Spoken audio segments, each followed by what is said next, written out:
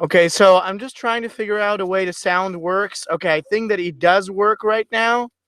So the sound should be right, and we can actually get started. So, okay, let's begin.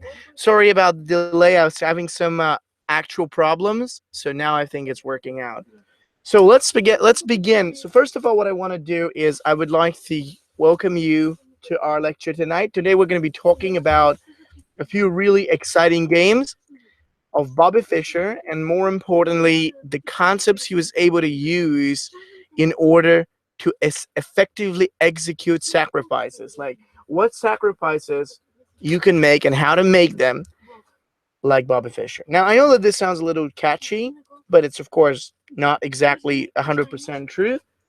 What you want to know, though, is that Fischer was incredible at using the dynamics of the position to his advantage. So we're going to see a couple of games, in particular, a few that my dad used to actually teach me. And let me bring up the first of those games that I feel is incredibly instructive. Now, probably some of you have actually seen it, but the reason why I want to bring it up now again is because it is such a powerful example of using a correct dynamic strategy. So just give me 1 second. I'm going to bring this one up. Okay, hold on. It's going to open up the database. Wait. This is it. Here's the game. Let's play between Letelier and Bobby Fischer in the Leipzig Olympiad. Now, this was probably the most instructive game when I was younger. Ultimately, Fischer played the King's Indian, and the idea is that his opponent went with the very early advance of e5. Now, when you look at such a move, you're likely going to be okay, so I'm not sure if this is something I'm supposed to be afraid of. So how did Fischer really think, in terms of deciding between this move? The idea is this. If a move like e5 happens, ultimately, the opponent's not that well prepared. I can guarantee you that, because a move of that kind requires a lot of backup and preparation before it's ever played. And I don't believe that he currently has all that set up and all that preparation with this move. So, no, it is not the right candidate. But of course, that brings another very valuable question. If that's not the right move, then how are we going to exploit it? How do we take advantage of this? So let's actually talk about what's happening right here. After the move of pawn to the e5, and the move was actually played, the first move that came out of black was, of course, retreat. He just moved that bishop back, normally. So that knight back. And surely white decided, okay, so that knight is going back, then maybe that means I could actually jump in and try to attack myself. So why not? Let's do it. So his move was f4. Apparently, this is a strong attempt to support the center and get everything right. So black had to figure out what to do, and he actually continued with the move. So actually, it was a very simple move that he kept on with. He played d6. It's clearly great. Setting up with a move of c5, and if possible, even the chance to play d6 to the e when possible. Made a great sense. Then, right after that move, basically white plays bishop e3, and now there's c5.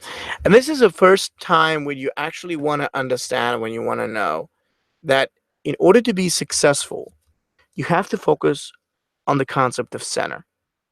It's because the center is the one that provides possibilities, high quality ideas for each of our pieces. And ultimately, it's the one thing that guarantees black a huge power.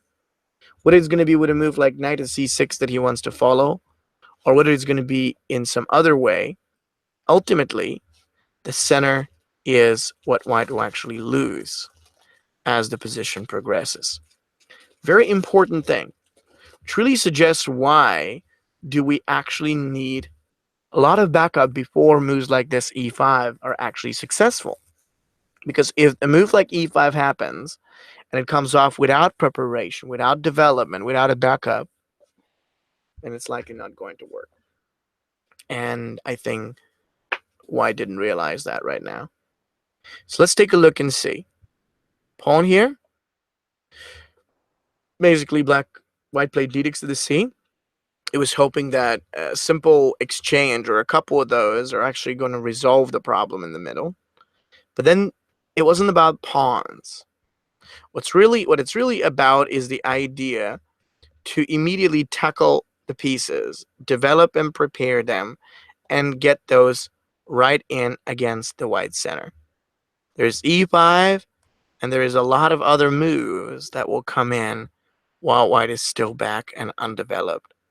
There is much to come, and very little for white to do, actually, as opposed to that. There could be moves like queen to the a5, challenge against the e5, and many others, which is really why that whole thing is done. But keep that in mind. In most of the times, the whole idea is get the center and get the pieces around it. Now, there is a sacrifice here. Black is giving up a pawn. Yet, you have to understand the different values in chess. I always call it that when you start evaluating a position, you must begin with the question, what is the character? Because in a way, truth is that the character will determine the values of the position. If we do have a quiet character, a simple character of the position, what we would care about is, weaknesses, pawns, material, things like that, indeed. But on the other hand, if we do have a much more of a dynamic position, more tactical, more complex, then what we care about is initiative, threats. We do know that the position is not going to stay the same for a while, and so we care about time and challenges a lot more than we care about, material. And so that's actually what Black is relying on at this point. He knows that, what's really critical is that development goes, and more than anything else, actually that development is going to guarantee us pressure and possibilities as we go along. That's beautiful. So what's happened next? Well, after that last move happened, obviously White was having a little bit of a problem. He plays knight e4 in hope to activate his pieces while he still has the time. Pretty good move, I have to admit, actually, because it attacks the d6 and it feels very, sound, very solid in this way. So why not? Let's just do it, keep the position on, and hold White's pieces and the possibilities together. Smart. Did it work, though? No, it did not. Why? It's because right after the move that happened right now, Black continued with the move of bishop f5, a development which forces White to move out of the way. And then after bishop e6, we got a pretty critical position in which we realize that White is basically dead. With the e5 under attack and a couple of his pieces fairly backward, he not only cannot defend the pawn on e5, which was extra, but he also has to worry about what's going to happen once we take it. It is incredibly horrible in that position, given the pressure and the tactics and everything that is going to come out. It's beautiful because, in reality, White's just unable to make anything great. He cannot follow through. He cannot attack. He cannot make this happen. It was great. And then what White did was actually that he played knight f3 in this position. But then after the move of knight to the f3, there was queen to c7. And of course, after that type of position, we have the e5 that's challenged. We've got f4 that will be threatened. We've got rook to the d8, which can be played out quite quickly. It's all those type of things and all those resources. It's a very, very interesting possibility in this type of position.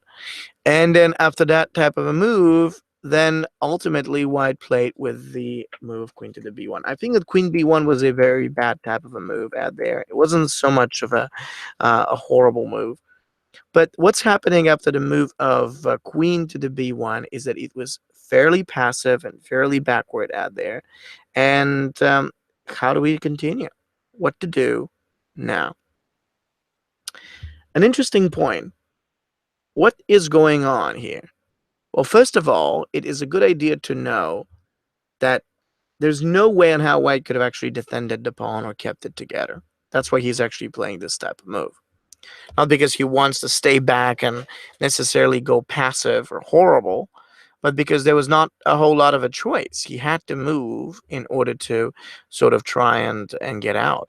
He didn't want to, but he had to. Well, let's see what would have happened in case he played it in another way. If this move did not happen, eventually what white would have had to do would have been to move our bishop e2. But then after bishop e2, there was going to be d takes to the e5, f takes to the e5, knight takes to the e5. There's a nice challenge against the f3. There's a great attack against the b2. And there's basically everything that we want. It would be, or it would have been, very simple and good. Interestingly enough, white realized this. He knew this was danger, and he knew what was coming if he doesn't play it well. So he decided enough is enough. Let's just keep things simple and then play f5, thereby closing down the position and trying to make sure everything locks up. So, of course, black does not do it. And this is a really key point that I'd like to make to you. Do not close the position. One of the biggest mistakes that I've seen from many masters games, from many amateurs games, is that as opposed to masters, amateurs rarely think of the possibility to open as a critical one. Do you look at a possibility like e4 and they say, okay, I can do that later? No. Being active and having open lines are equally important. But more importantly, they're both connected with the idea that one cannot live through without the other. So if you want to be successful with any type of tactics, you must get to open up the position. And in order to open up the position and be successful with that, you must have the pieces ready from behind so that they could keep up with the attack. They could keep your attack going. And that's exactly what black was able to do now. e4 does it perfectly well, as it opens the bishop and it guarantees black a tremendous activity. White plays f takes to the e, just in time for black to play e takes f. Now, you may be wondering, could white have actually tried to stabilize things up, maybe by playing queen takes to e4 and something like that? You know what? I believe he could have tried. But then, again, after bishop takes b2, we could easily see that there's just so much trouble. It's not like something that he could resolve in one or two moves. It's just that he's going to have to worry again and again and again, and it's too painful. It's not necessarily losing. It's just too painful. The problems are big. See, after that move, white actually figured out that he probably needs to continue with f takes to the e, and after e takes f3, there's g takes f3. And black just played f5, and we see, yes, white managed to close down some files, but it wasn't enough. Black's activity continues as the move of f5 is being played. There is a threat of f4, pretty powerfully hanging there. And, I mean, that's just not even, it's not even good. It's not even remotely good here.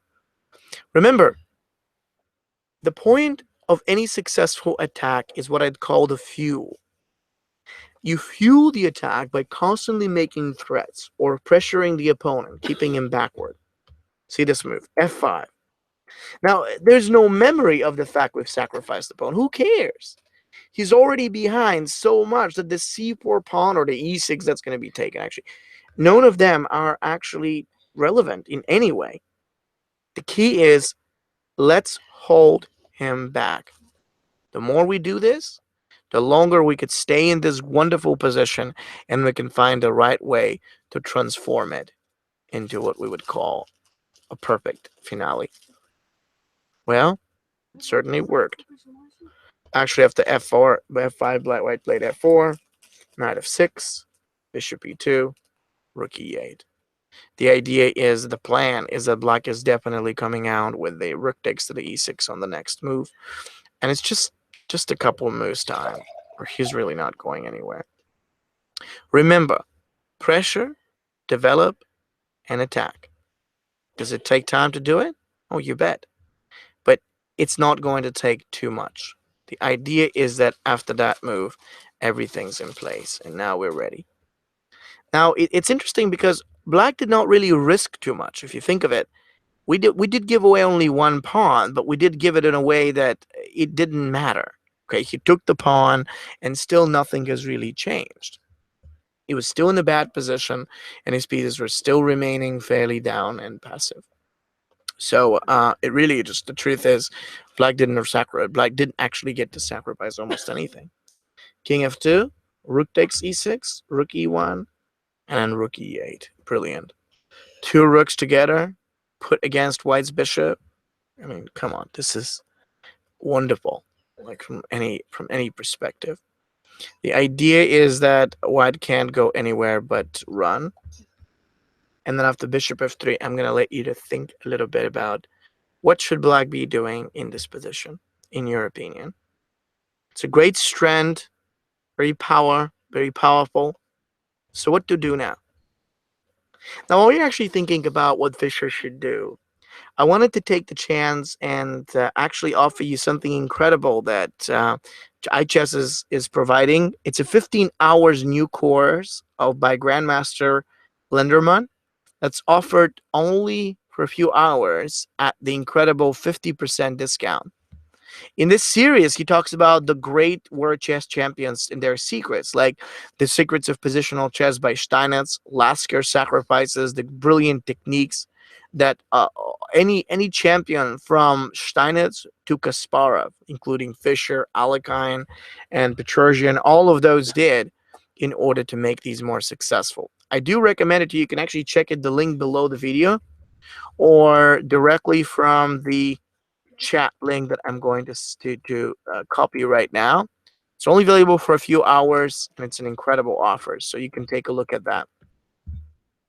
All right, so let's go back. Knight g4 to plus followed by rook d3. I like knight g4. I'm just not sure if this is exactly what we want, because if we play with the move of knight g4, he's likely going to take it. And then I think that he's pretty safe. I mean, it's not to say that anything horrible would happen, but I think it's, well, let's put it this way. He will be fairly well covered, protected, secure. He's good.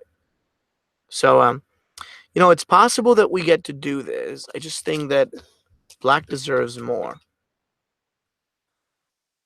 Movie did. Rook takes to e3. And this is the final straw of the possibilities in this position. A really, really good candidate.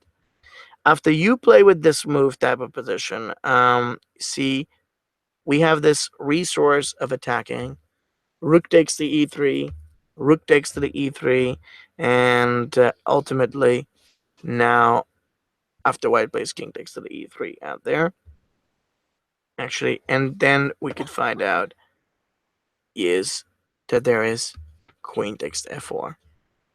So, actually, what we get to see is that now, in case white plays for the move of king takes to the f4, first we've got a move like bishop to h6 check, which is perfect. And then in case white goes back anywhere, like say to the f2, first we're going to have the move knight of the d4 check, knight d4 with an attack, knight g4 check is going to be good. It's perfect. One of the really interesting ideas is create potential. And when you create the potential itself is going to guarantee you all those tactical possibilities. Like now the queen takes f4 is amazing. In fact, white couldn't take the queen. That's why Fischer's opponent simply did go back, moving down to the square of f2. Not a whole lot, but I guess he really didn't have much of a choice, did he? And this was the time where black decided, okay, I've got a lot of power, many pieces that are great. Let's continue knight d4. It's a beautiful sequence in which we see not just the queen, but also the knights and the power of white, of black, just really transforming a position. He hits the bishop, hits and now the two most valuable attacking pieces that happen to be the queen and the knight are really reaching out together to do what I'd call is almost impossible in many occasions, to work with each other and then like just destroy the opponent. We got the f3, we got a possibility like g4 that can be applied, and there's just so much more. It's beautiful. What happened is that white actually resigned simply because in case of this, if he comes back like that, then we would easily see that, of course, there's knight g4 check here and then knight e3. So this was just a disaster, and white couldn't really live with it. So it's like one or two moves, and then the game was basically over. But what I'm loving really about this whole game was the way on how this whole thing happened. It wasn't in one or two moves. It wasn't something that happened over like a nice line and a simple candidate. It took a while before we get ready and before we prepare. But in the end, it turned out very successful because the sacrifice didn't just come out of thin air. I hate those type of things because oftentimes, even though the books for tactics are useful and they teach us a lot about different patterns and help us to stay sharp, the problem is that most of these examples that we see are rather unrealistic. And not in the sense that, they will never happen in our games. Oftentimes we could see these patterns appearing again and again, even though they happen in a much simpler way. What's really important, in my opinion, is to understand how we get to those positions. How can we reach a situation which is just as good so we actually have that type of tactical possibility available? And this was definitely the case right here. A great preparation, a wonderful setup, and a beautiful amount of tactics, just really, screaming at white. So he couldn't do much. I just love that. Really do. It was a good example and certainly a very good game that teaches a lot about preparation before the sacrifice and the way for us to know whether it's actually correct or we shouldn't even be dreaming about this until we get enough into the play. I want to show you another interesting game by Bobby Fischer right now, which is about, again, how does he sacrifice successfully? The next game was actually played by Fischer in a game against another very strong American grandmaster. So I'm going to copy it up here. And this is going to talk about one of the key things which I actually call is the idea of playing gambits. When I was younger, I used to play very positional openings. And that was something I really didn't have very much success with because I learned how to play technical chess, but I was very far away from tactics. Couldn't play with compensation. I didn't know how to build a game that would help me.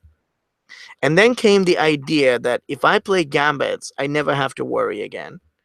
And it was a revelation.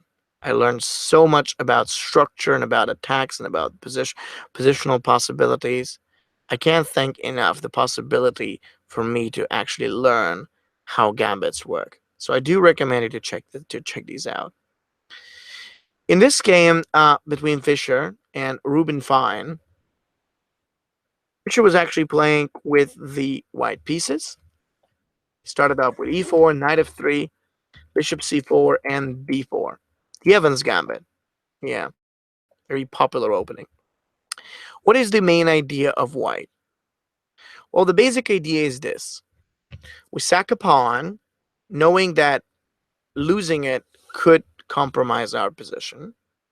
But nevertheless, we do sacrifice it for the simple reason that once the pawn is taken, we wouldn't have to worry, as it will help us to quickly get a few extra tempo a few extra tempi that will help us to raise our position and make it incredibly strong. Now that, of course, takes time to do, and certainly is not so simple, but take a look at that. Bishop takes b, c3.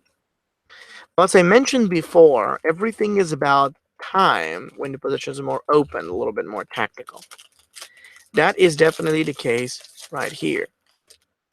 But black wants is nothing else but time. That's why he's actually doing this type of move as opposed to anything else. Let's get ready. And ultimately, there's going to be some pretty solid moves, like so d4, queen b3, and a few others that we're just going to jump with. Black plays bishop a5, d4, e takes d, castles. It's wonderful. I like that move also because we're ready to now continue with the queen to b3. There's going to be an idea of attacking f7. It actually does not look too bad at all. Black plays d takes the c3, queen b3 hits f7. We're getting the idea of playing ahead with knight takes to the c3. We're getting ahead with the bishop take to a3 move, and we're setting up for those two rooks to come down through c1 and d1 so they could basically build up the attack. And this is really important. What's coming in this position is the black played queen e7, and now plays knight takes to the c3. Now, if you really think about this, I mean, in the beginning, it does look a little risky, so you might actually tell yourself, Valeri, I'm not sure about that. I'm sacrificing a little too much and could hurt me. It could, but it is not. The reason why it's not going to hurt is because the material advantage can only be used in two ways: to aid an attack or help a certain player to get an advantage through that material, or it can be used as an opportunity to make a pass pawn or promote a queen, which is really ridiculous right now. So the black extra pawn or two, unless he gets into some late middle game or an end game, it doesn't really matter.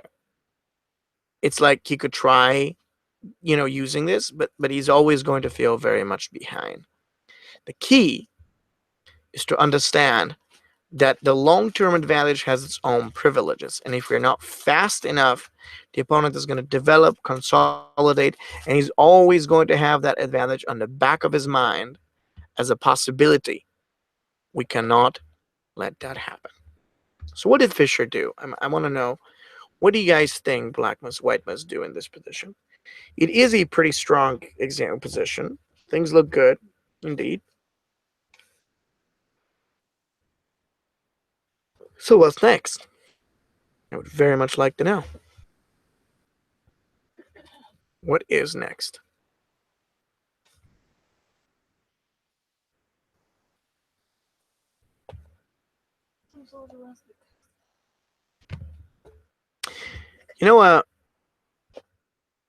What we realize in this case is that it's a pretty incredible position for a number of reasons. I mean, I think that most important reason is obviously the fact that obviously White's very good. He's well prepared. He's terrific.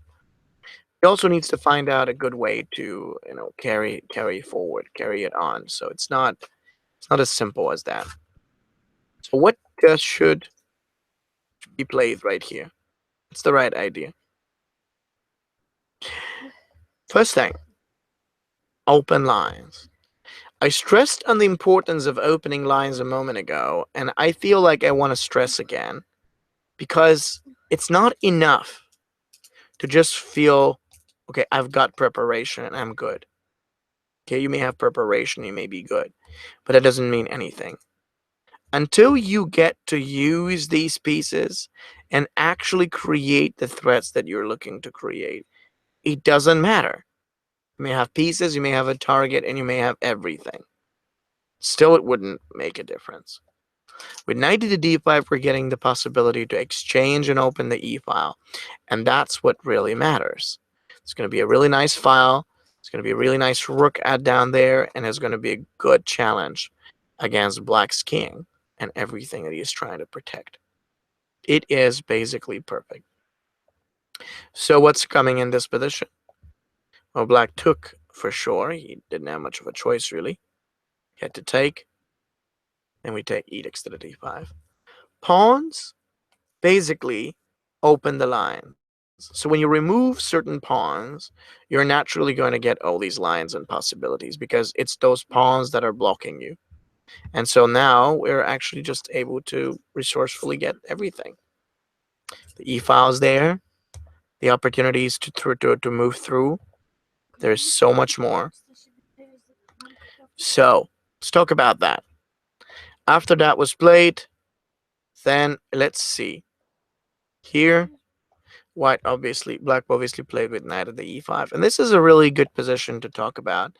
Black's just trying to step forward and keep everything together. So he made a good sense with that move. Let's exchange. If we really do the trade, he's going to retake, and he's going to feel fairly comfortable about all this. So what to do? Do we get to trade it? Do we get to, go back, move away? What's the right plan? See, this is a very difficult question because actually, the thing is, we don't want to be exchanging. What we would like to be doing is to think about exchanging only when there is a follow-up, a direct follow-up that actually helps us. With the knight takes to the e5, it wasn't done because it looks nice, but this move was done because next move, there's bishop to the b2. Queen goes to g5, h4. The reason why we do this is because every single move helps black to simply carry on the initiative. Again and again and again. Don't exchange unless you see a result. So h4 in this position happens. Black plays queen takes h4, and then we can actually go for bishop takes g7. Once the piece was removed, it's really like a disaster.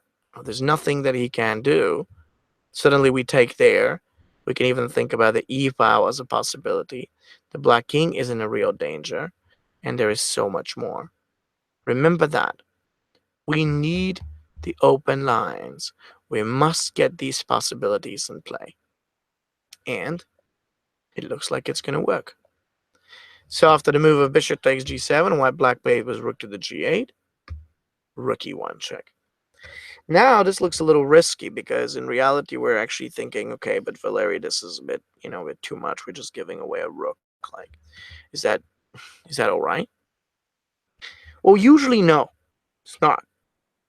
But we could do this now because even when black actually takes the rook, it wouldn't make any difference.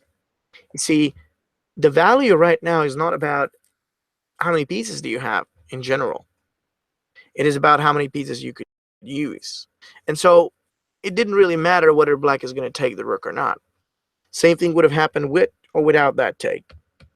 Either way, after he moved the king, he did move it like this. There was queen g3, the last straw in white's attack. Removing the black queen out of this position basically helps us to get rid of the opponent's tactics and any possibilities of that kind.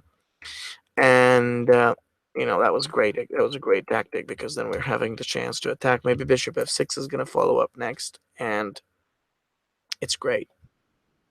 Queen takes g3, we met by bishop f6 check. And so Bobby Fischer's opponent simply resigned out there. He couldn't have moved anywhere. He couldn't have gotten anything better. So it was game over very quickly, pretty effectively, actually, in my opinion. What I find excellent about this game, there are many real important factors that help white, but what I find particularly brilliant was the fact that there was never an even chance, a small chance for black to escape once it all started, because he was relying on all the wrong values. The right value is to think about pressure or attack or whatever. And right now, Basically, what happened is that black was relying on his material, something he could never use, even if he wanted to. It was too far, it was too distant as an idea. So, a sacrifice must provide you, above all else, with the possibility to constantly keep the attack and the pressure against the opponent coming. Takes the time and certainly doesn't always work, but if you have that possibility, I can guarantee you it's going to work. Certainly is. So, use it. Think about it. How do I get the chance to keep the opponent under pressure? When it works, it works. And it did certainly work out for White, as he continued making more and more problems severely versus Black's position at this point. It was pretty beautiful, actually, and it was working very effective. So don't forget that all of that could come in time. It's just, you don't have to sacrifice necessarily against your opponent and just do everything big. You don't have to do that. But you do, however, to think of a way to slowly build and consider the sacrifices every chance you got. Because yes, sometimes there isn't a big sacrifice, and yet there may be one. You never know. Once again, I do encourage you to check the Grandmaster Lenderman's second course on sacrifices and master attacks. I think they're perfect. Personally, I think they're brilliant. And he's giving a lot of insight, a lot of ideas about how to think when it comes down to, like analyzing different master games and examples. So you would love that. Now, I got to say that, some people are very skeptical about it.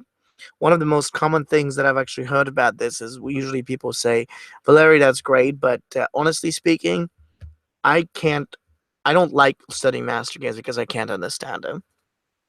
And people are right to say that, because the truth is, master games are always a little bit mystical. It's just like there's so much to be understood, and we feel so tiny, so little. So to some people, that feels really like a waste of time. What I'm here to tell you is that if you study master games correctly, there's a lot for you can learn.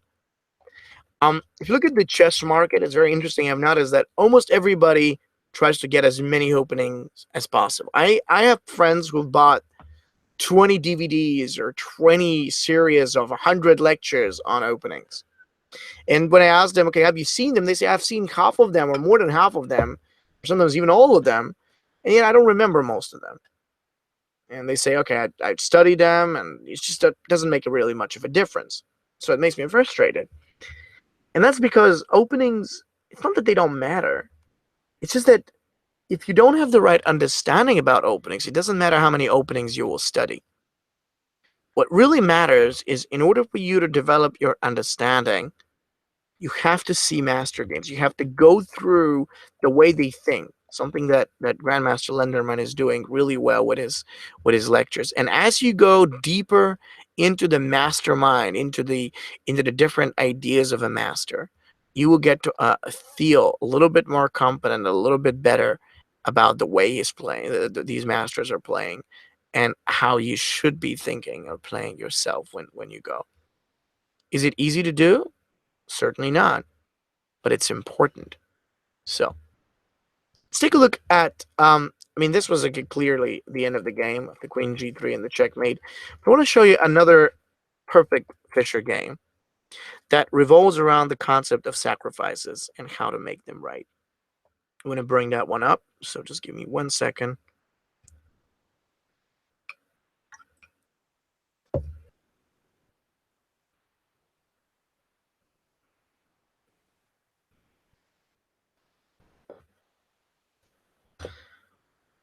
Okay, here we go.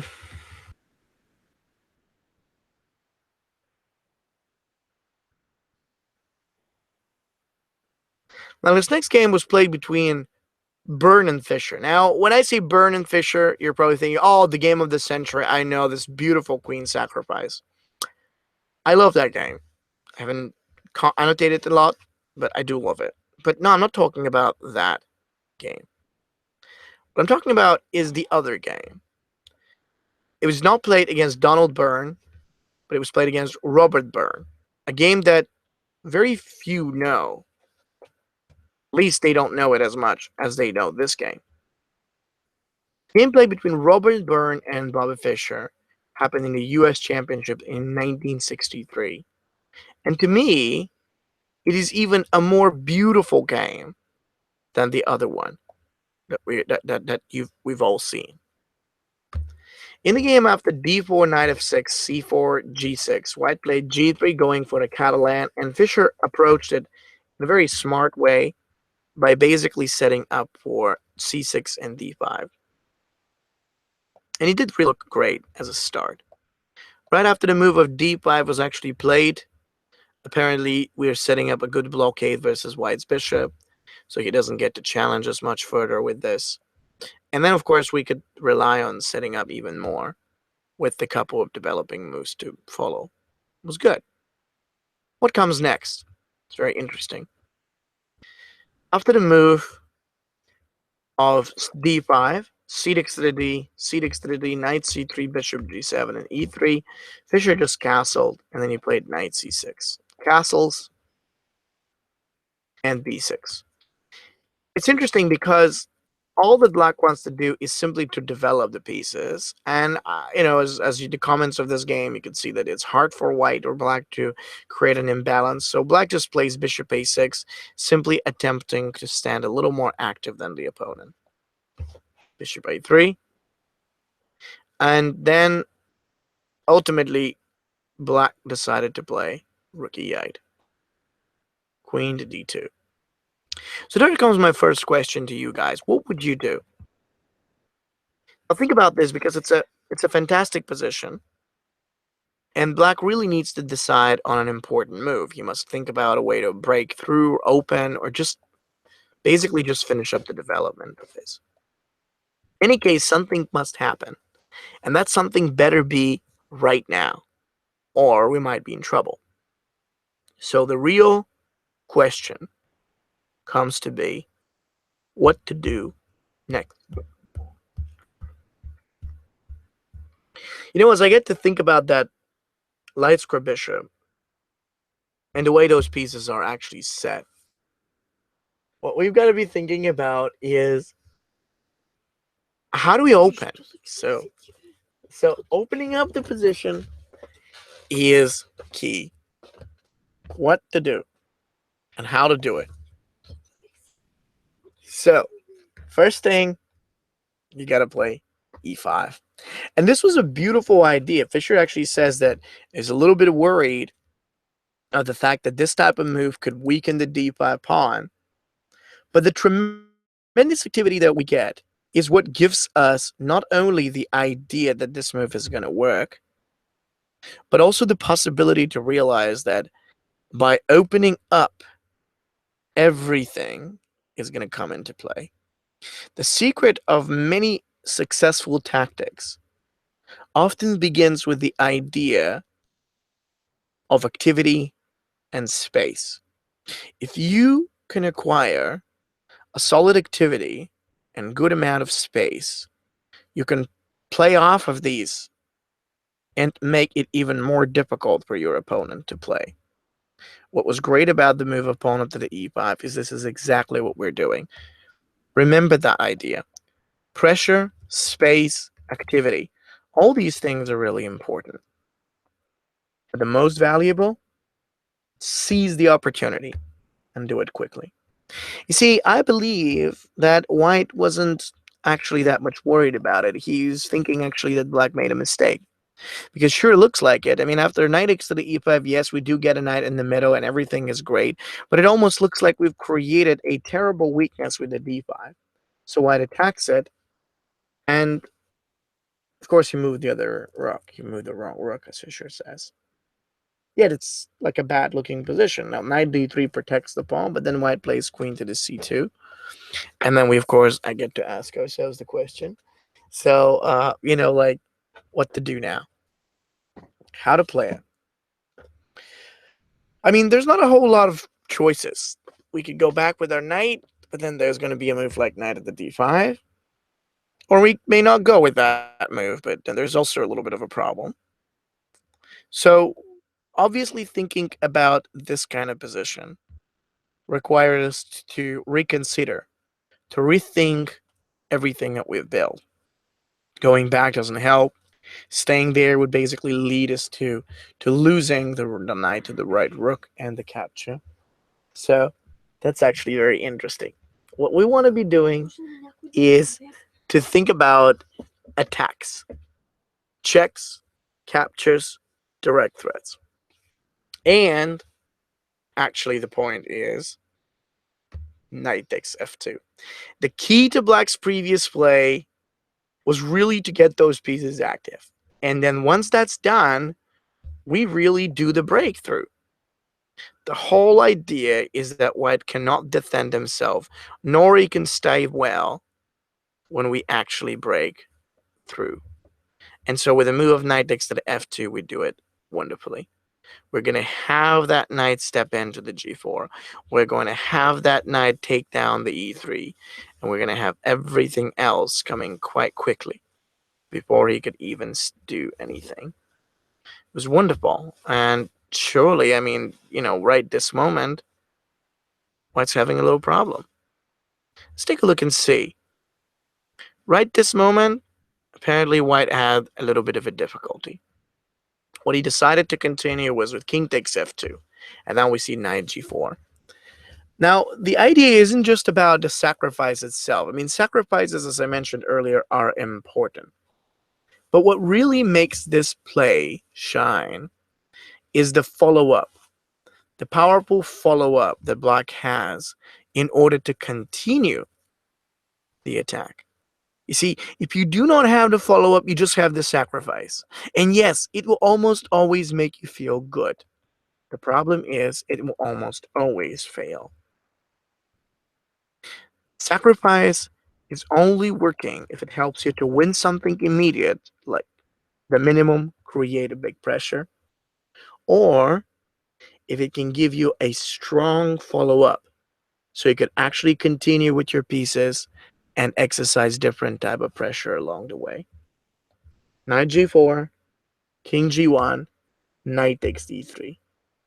Now in this type of position, as you can see, Byrne was saying, I sat there just trying to figure out why would Fischer go into a line like this, and this is where the move of knight takes g2 came out. That was a disastrous moment. We understand that literally after the capture on the g2, instead of taking the rook on d1, which would have given white two minor pieces, black relies on the idea to keep the initiative with the cost of a major piece. King g2 and d4. So now there is what we call often the salt of black's combination. The light square bishop is open, so it's definitely coming down on b7. But most importantly, it's not just about the bishop. The bishop and its ability to move forward is one thing. The possibility to keep going against a white king and create more threats undergo, that's totally different. Queen's going out to the d7. The challenge towards h3 is a killer, and white's obviously losing it. There was no way on how white could actually cover so much and then be able to do so little with his pieces. So he was basically like giving up here. He played with the move of queen f2, queen h3. I think, I'm not sure if this happened, but that was definitely what was actually in Fischer's mind. Perhaps white just resigned a little earlier than that. Either way, didn't really matter. It was so wonderful and placed. I love the, one of the things that I love about this example was just how easy the whole thing was. So just, it was really efficient in terms of like, okay, how do you play this? What do you do to make sure that your attack can constantly grow and turn into what it needs to be? It was beautiful, it was effective, and in the end of the day, it shows that a sacrifice is never done for the good looks of the actual sacrifice. It's done in order to provide us with that amazing sequence that little by little turns this into a critical and very easily successful game. I hope that you like this game as much as I did. And once again, I do want to encourage you to check the link below this video for an incredible 15-hour scores at an incredibly cheap price for only the next few hours. It's prepared by Grandmaster Lenderman, who is over 2,600 in the top couple hundred players of the world. So he's really great teacher, very famous, and essentially he's giving all the key secrets of every single world champion. Steinitz, Lasker, Capablanca, going to Bobby Fischer, and even Gary Kasparov. So thank you so much for following me tonight. I hope you were able to learn some new things about sacrifices and what makes them work. Fischer was definitely great in that. So if you're interested to listen to more of my videos, or actually if you want to send me a message or a question about any of the things I talked about today, you could feel free to do that through my website, which is tigerlilov.com, or you can actually send me a message on my email, which is valeri.lilov@gmail.com. I'd like to thank you all for tonight, and have a good weekend ahead.